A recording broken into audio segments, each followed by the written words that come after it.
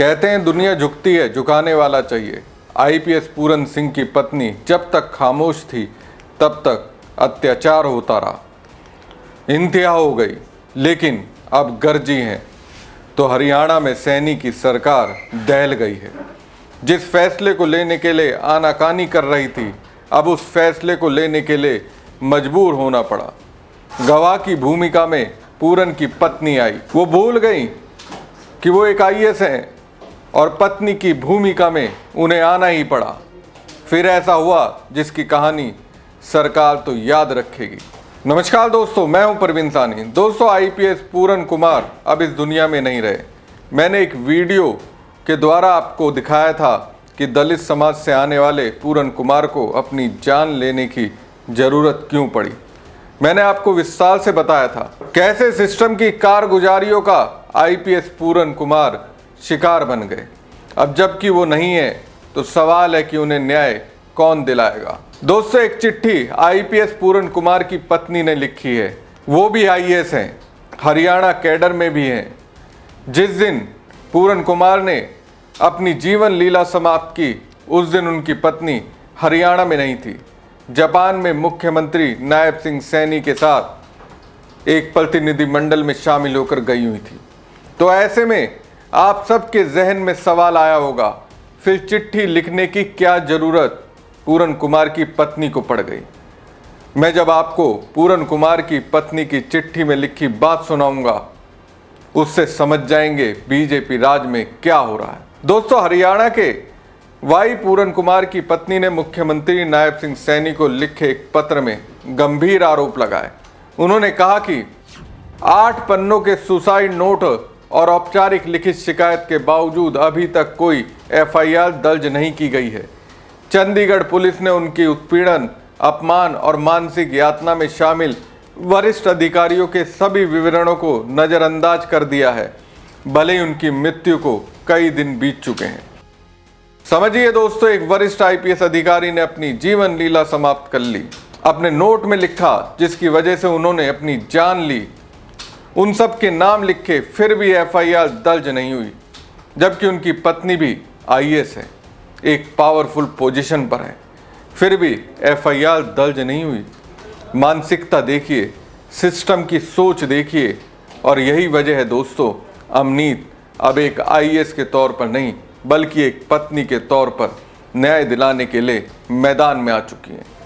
वो चिट्ठी में आगे लिखती हैं, मेरे पति जिनकी ईमानदारी मशहूर थी, हमारे घर पर गोली लगने से मृत पाए गए। जबकि आधिकारिक दावे खुदकुशी की ओर इशारा करते हैं। मेरी आत्मा एक पत्नी के रूप में न्याय की मांग करती है, जो अपने पति पर वरिष्ठ अधिकारियों, जिसमें डीजीपी हरियाणा शत्रुजीत कपूर शामिल है, उनका सालों तक अपमान किया, उत्पीड़न और प्रताड़ना की, और मैं उसकी गवाह हूं। अब देखिए, जैसे ही अवनीत ने पत्नी के तौर पर सिस्टम के खिलाफ मोर्चा खोला, वैसे ही घुटने पर सरकार आ गई। जो सीएम सैनी अब तक इस पर गंभीर नहीं थे, अगर गंभीर होते तो फिर उनका जो पत्र मिला उसके आधार पर एफआईआर दर्ज हो जाती। खैर, पत्नी के तौर पर खुलेआम पति को न्याय दिलाने के लिए जब अमनीत गवाह बनी तो नायब सैनी ने उनसे 5 बजे तक का समय मांगा। सीएम के आवास पर चली हाई लेवल मीटिंग में सीएम नायब सैनी के साथ चीफ सेक्रेटरी अनुराग रस्तोगी, डीजीपी शत्रुजीत कपूर और मंत्री कृष्णलाल पवार मौजूद रहे। मीटिंग के बाद सबसे पहले डीजीपी शत्रुजीत कपूर ही सीएम आवास से निकले। इसके पहले आईपीएस वाई पूरन सिंह की पत्नी अमनीत पी कुमार से सीएम नायब सैनी ने करीब 1 घंटे तक मुलाकात की। मीटिंग के दौरान आईएएस अमनीत ने सीएम सैनी को 2 पन्नों की शिकायत सौंपी।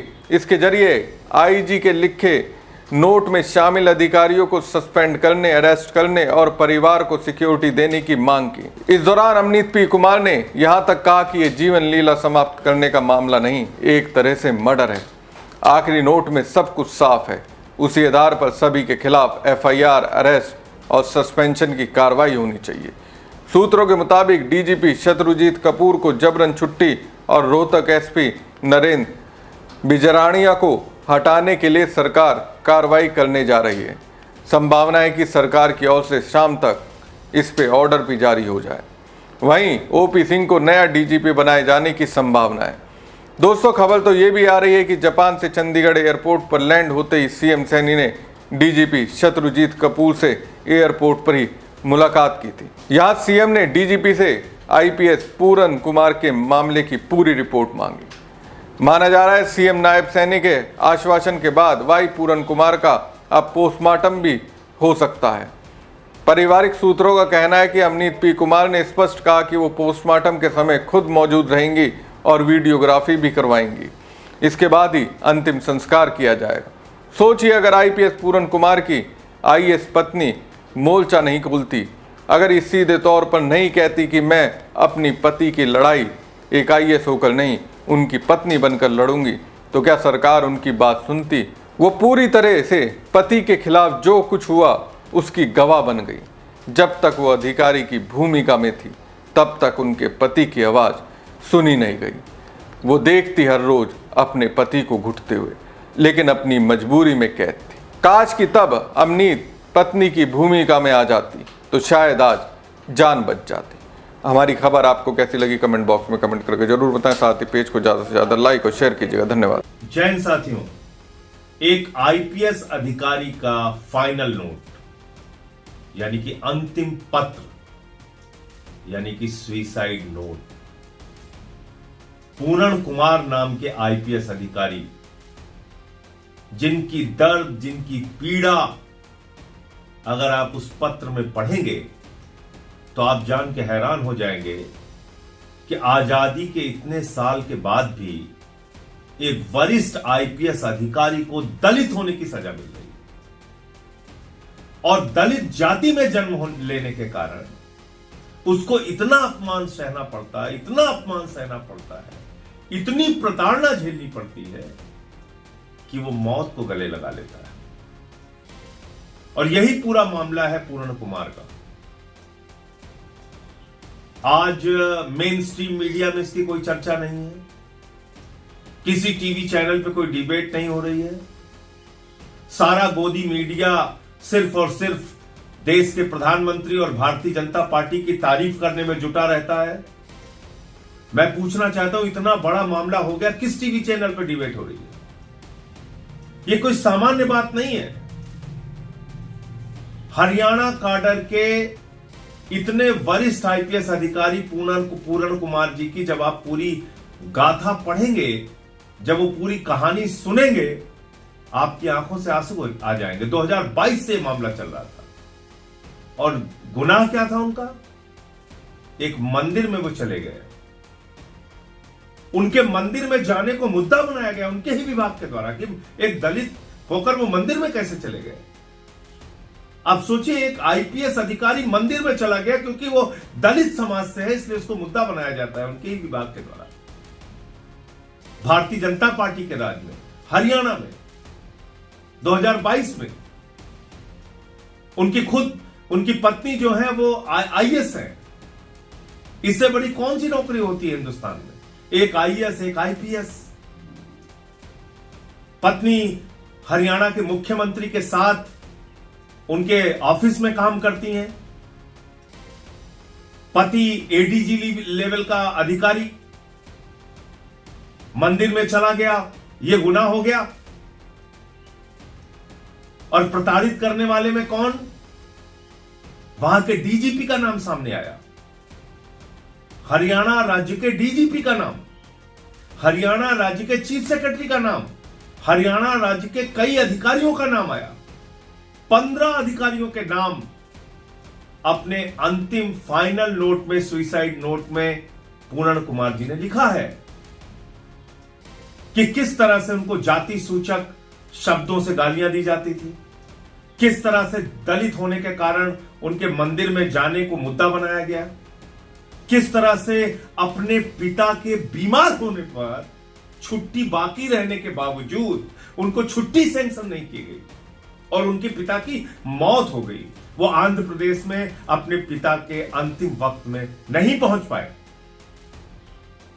इससे ज्यादा पीड़ा, इससे ज्यादा दुख, इससे ज्यादा प्रताड़ना क्या किसी व्यक्ति को दी जा सकती है? फिर उसी आदमी के खिलाफ, और इन्हीं पूर्ण कुमार जी ने ऐसा नहीं कि इस मामले को दबाया, इन्होंने इन तमाम घटनाओं की शिकायत की वरिष्ठ अधिकारियों से, कोई कार्रवाई नहीं हुई। और सिर्फ शिकायत नहीं की, हरियाणा के, पंजाब के हाई कोर्ट में, चंडीगढ़ में हाई कोर्ट में याचिका दाखिल की, फिर भी कोई कार्रवाई नहीं हुई। उल्टा इनको हटा के, एडीजीपी के रैंक से हटा के, ट्रेनिंग जहां पे होती है पुलिस वालों को, वहां पे पोस्ट किया गया, और वहां पे पोस्ट करके इनके खिलाफ, इनके ही एक मातहत एसपी से, इनके जूनियर अधिकारी से रोहतक में एफआईआर दर्ज कराई गई। किसकी तरफ से? एक शराब के व्यवसायी की तरफ से। और यह कहा गया कि पूर्ण कुमार जी का जो स्टाफ था वो 2.5 लाख रुपए की रिश्वत मांग रहा था, और एफआईआर दर्ज की गई पूर्ण कुमार के नाम पर। उसके बाद वो हताश होके, पीड़ित होके, दुखी होके, तकलीफ में होके अपने घर के नौकरों से कहते हैं, मैं बेसमेंट में जा रहा हूं, मुझे कोई डिस्टर्ब नहीं करेगा। जाते हैं, 8 पेज की चिट्ठी लिखते हैं और आत्महत्या कर लेते हैं। मरने से पहले अपनी वो चिट्ठी अपनी पत्नी को भेजते हैं, अपने दोस्तों को भेजते हैं। उनकी पत्नी ने एफआईआर दर्ज कराने के लिए चंडीगढ़ के एक थाने में एप्लीकेशन दी है। पता नहीं क्या कार्रवाई होगी, क्योंकि ये नया भारत है, मोदी जी का नया भारत,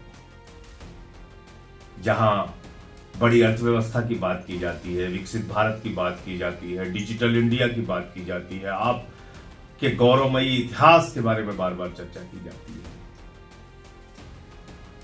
एक मुख्य न्यायाधीश के पद पर बैठे हुए चीफ जस्टिस सुरक्षित नहीं, उनको गालियां दी जाएंगी, उनको मौत के घाट उतारने की धमकी दी जाएगी, उनके ऊपर जूते फेंके जाएंगे, उनके गले में हांडी बांधी जाएगी। एक आईपीएस अधिकारी जो 25 साल से आईपीएस की नौकरी कर रहा है, जिसकी पत्नी खुद आईएएस है, उसको जाति सूचक शब्दों से गालियां दी जाएंगी। यह नया भारत है, यह है मोदी का नया भारत, यह है भाजपा का नया भारत। सोचना आपको होगा, अगर आजादी के 78 साल के बाद भी इस देश के दलितों को, पिछड़ों को, आदिवासियों को, मुसलमानों को जानवरों की तरह ट्रीट किया जा रहा है, जानवरों की तरह उनसे व्यवहार किया जा रहा है, तो एक कैसा नया भारत हम लोग बना रहे हैं, ये सोचना है आपको। और इंसाफ की आवाज उठाइए, मत उम्मीद रखिए गोदी मीडिया से। कम से कम इतना तो कर सकते हैं, जैसे मैंने एक वीडियो बनाया पूर्ण कुमार के पक्ष में, एक वीडियो ही बना दीजिए, कुछ तो बोलिए, लगे तो आपकी चेतना जिंदा है, ऐसा महसूस तो हो कि इस देश में कुछ लोगों के मन में ऐसी घटनाओं को सुन के पीड़ा होती है। कुछ बोलिए, आवाज उठाइए।